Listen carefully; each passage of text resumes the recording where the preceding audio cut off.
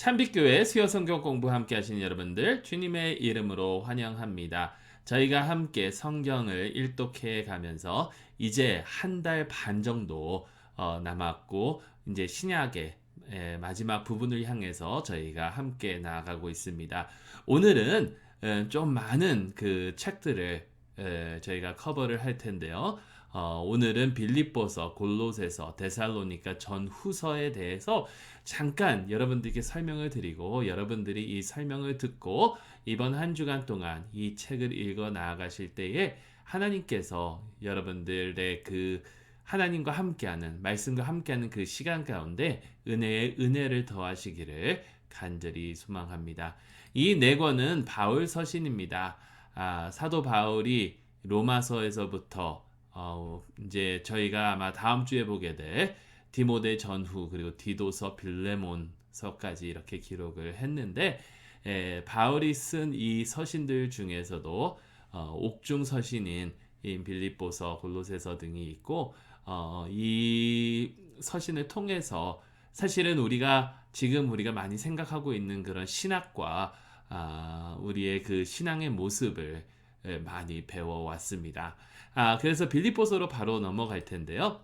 빌립보서는 굉장히 중요한 에그네시아스라는 그 길 선상에 있는 그러한 길이었습니다. 로마로부터 그렇게 멀지도 않고 이제 헬라로 넘어가는 그 길도 멀지 않고 여러 주요 도시들을 이어주는 그러한 중요한 길 가운데 우리가 성경을 보면서 너무나도 잘 알듯이 루디아라는 여자를 이 마게도니아 지역에서 만나서 루디아의 집에서 이제 교회가 시작이 되죠.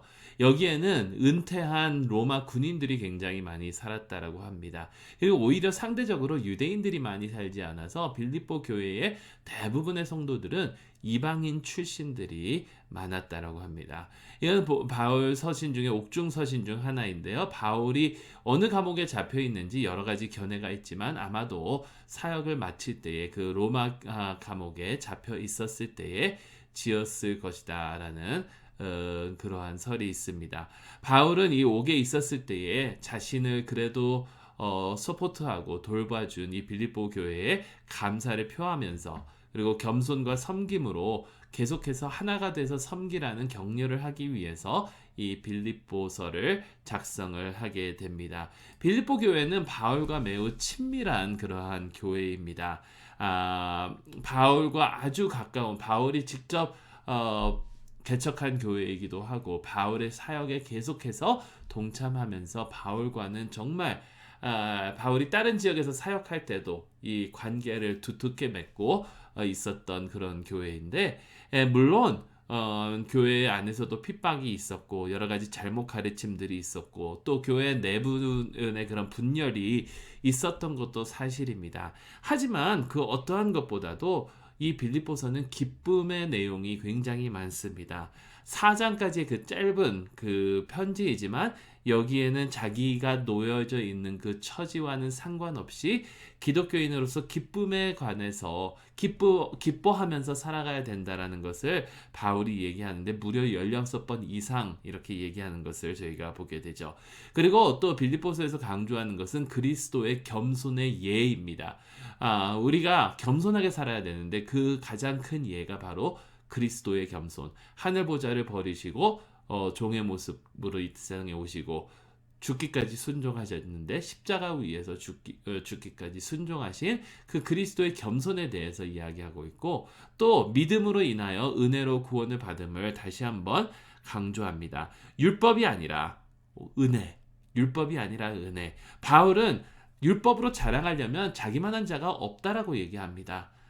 자기는 어렸을 때부터 율법을 완벽하게 지킨 바리새파였기 때문에 하지만 그 율법 자랑하는 것 자체가 죄이고 그것이 결국에는 배설물과 같다라는 그런 결론을 내리고 그런 율법은 아무런 소용이 없고 오직 예수 그리스도 은혜 안에 있는 것이 가장 중요하다라는 것을 이야기하면서 이 빌립보에서는 굉장히 구체적으로 실질적으로 우리가 기독교인의 삶을 어떻게 살아야 될지 특히 주 예수 그리스도 안에서 죄에서 자유를 된 자만이 주님의 종이 된 자만이 참된 자유를 누리는 것이라는 것을 강조하게 됩니다. 이 빌립보서는 굉장히 이 기쁨의 그 주제와 맞게 사랑과 은혜가 넘치는 그런 격려가 넘치는 그러한 서신서가 되겠습니다. 자, 빌립보서가 끝나면 이제 골로새서인데요. 골로새는 특징이 바울이 골로새를 방문한 적이 없습니다. 바울이 하던 그런 사역, 특히 에베소에서 했던 그 사역 가운데 은혜를 받은 에바브라라는 사람이 아마 골로새 교회를 개척했다라는 그러한 설이 있는데 그거 외에는 우리가 자세히는 알지도 못합니다. 골로새는 원래 무역으로 굉장히 중요했던 도시인데 사도 바울 시대에는 라우디게아 그리고 히에라폴리스 등에 밀려서 아마 사도 바울이 서신을 보낸 도시 중에서는 가장 영향력이 없는 그러한 도시 중 하나였다라는 것이죠. 여기에는 굉장히 특징이 이 유대교 율법과 헬라 철학이 이렇게 섞인 그러한 신앙관을 가지고 있는 사람들이 굉장히 많았습니다. 우리가 요즘에 철학 그러면은 깊이 생각하고 논리적으로 풀이하고 뭐 이런 건데 그 시대에는 사실 그러한 이론에 관한 것이 아니라 철학 그러면은 무엇인가를 숭배하는 그러한 신화적인 그러한 그 시대의 풍습을 이야기하고 있습니다. 그러니까 헬라 신화들과 또 유대교 율법이 이렇게 합쳐져 가지고 이 행위를 강조하는 그러한 모습이 골로새 교회에 있었다라는 것이죠. 갈라디아 교회처럼 할례가 그렇게 큰 문제는 아니었지만 복음 외에 거룩해져 가기를 우리가 노력하고 그렇게 살아야 된다라는 것을 강조했다라는 것이죠. 그러한 신앙관을 가지고 있는 자들에게 바울은 뭐라고 얘기하냐면 그리스도면 족하다. 그리스도면 족하다. 그리스도께서 모든 것을 통치하신다. 그러니까 우리는 예수님만 잘 믿고 예수님 안에 있으면 그것으로 족하다라는 겁니다. 이 세상의 그 어떠한 풍습과 이 세상의 그 어떠한 문화보다도 더 월등하시고 더 뛰어나신 분이 바로 우리 그리스도이시기 때문에 그리스도면 족하다.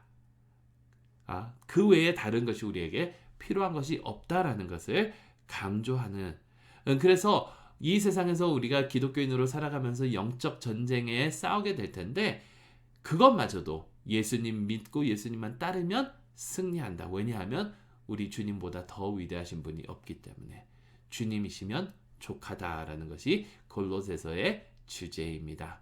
자, 그리고 이제 데살로니가 전후서로 넘어갈 텐데요. 데살로니가 전후서를 보게 되면 아마 이 데살로니가 전후서는 갈라디아서 외에 아마 바울이 가장 먼저 기록한 그런 서신일 것입니다.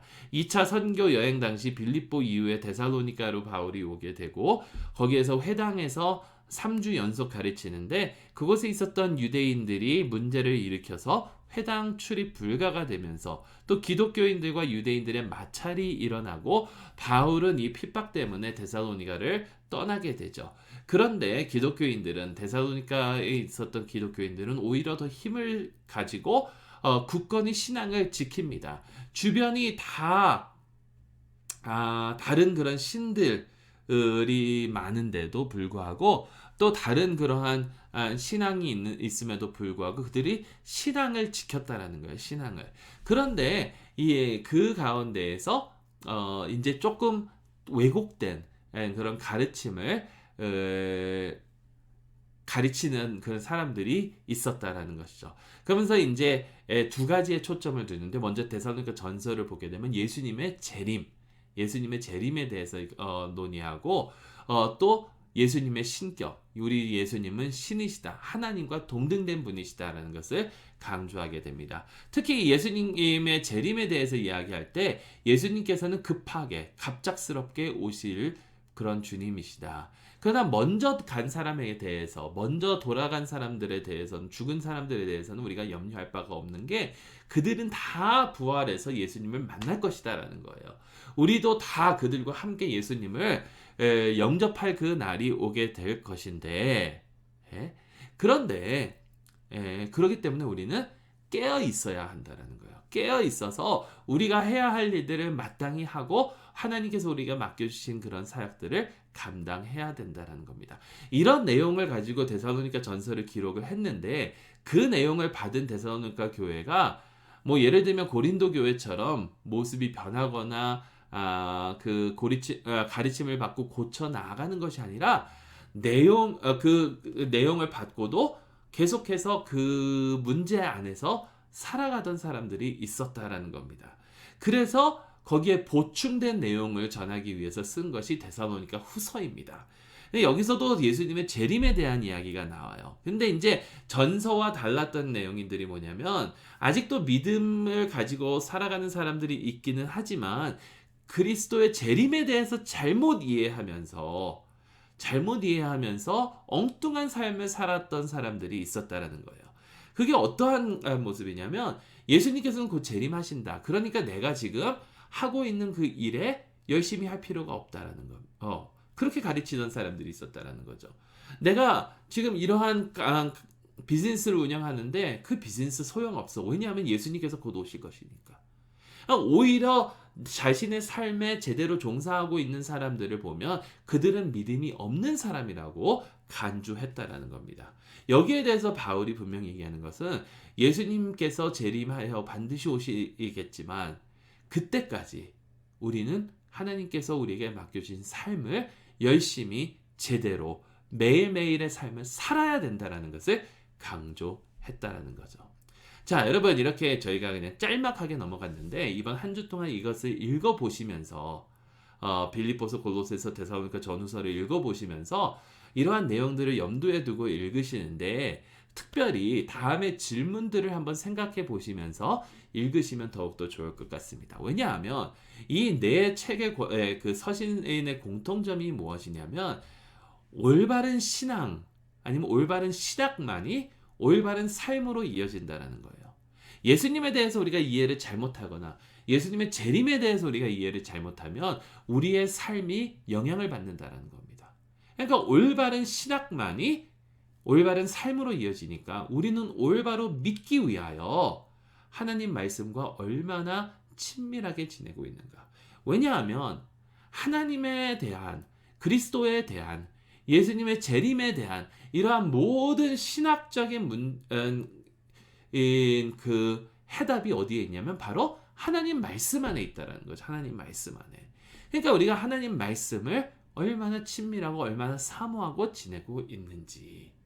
우리가 1년 동안 하나님 말씀을 읽어왔는데 과연 얼마나 내가 신실하게 그래 왔는지 우리 한번 우리의 삶을 되살펴 보면서 하나님 앞에 다시 한번 다짐하며 나아가야 될 줄로 믿습니다.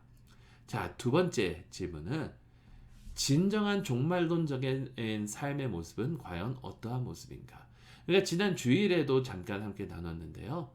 예수님께서 언제 오시든지 모르는 우리가 하지만 예수님께서 반드시 오신다는 것을 믿고 그것이 반드시 승리로 이끌어진다는 것을 믿는 우리는 어떠한 삶을 살아야 마땅한지 그리고 나는 과연 그러한 삶을 살고 있는지 한번 생각해 보시고 고민해 보시고 묵상해 보시고 마지막으로 겸손한 마음과 또 하나님께서 우리에게 맡겨주신 그 삶을 열심히 살 수 있도록 우리 함께 하나님께 기도드리실 수 있기를 간절히 소망합니다.